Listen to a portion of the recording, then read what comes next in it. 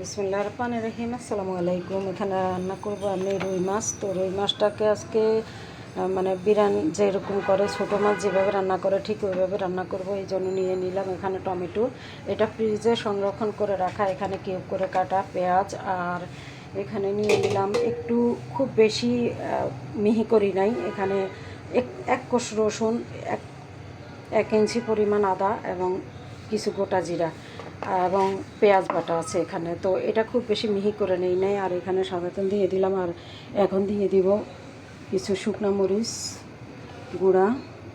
আমার মরিচের গুঁড়াগুলো এত পরিমাণে ঝাল, তো আমি মরিচের গুঁড়াটা খুব অল্প দিব, এই যে, কারণ আমি খুব বেশি ঝাল খেতে পারি না, এই জন্য আমি মরিচের গুঁড়াটা খুব অল্প দিচ্ছি। আপনারা আপনাদের পরিমাণ মতো করে দিয়ে দিবেন, যে যেমনটা খাবেন।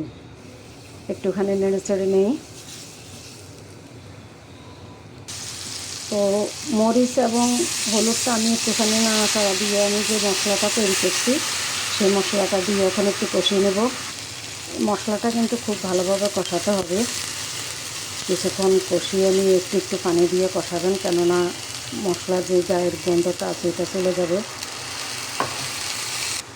আমি কিন্তু একটু একটু করে পানি দিয়ে কয়েকবার করে কষিয়ে নিয়েছি। এই পর্যায়ে আমি দিয়ে দিব কুচি করে কেটে রাখা টমেটো, আর দিয়ে দিব পেঁয়াজগুলো কিউব করে রাখা পেঁয়াজ।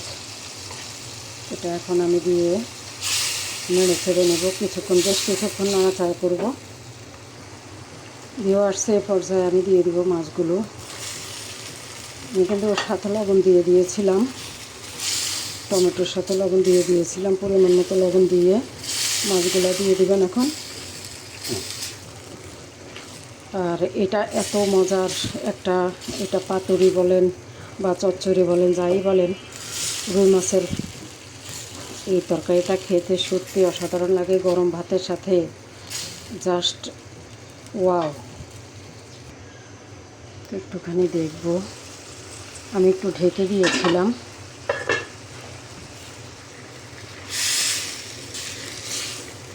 আলতো হাতে কিন্তু নাড়াচাড়া করতেছি।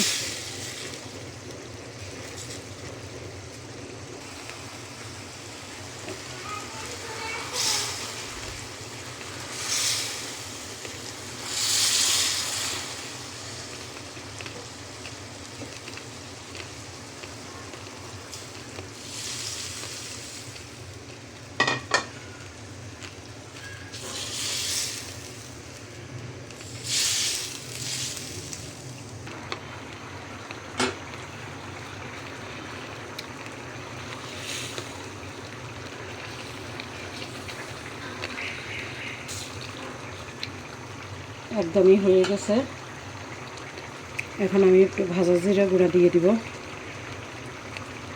এটা অপশনাল, আমি সবসময় বলে থাকি, আমার ভালো লাগে এই জন্য আমি দিই। আপনারা চাইলেও ধনিয়া পাতা দিতে পারেন। তো সবাই ভালো থাকবেন। আল্লাহ হাফেজ। আসসালামু আলাইকুম।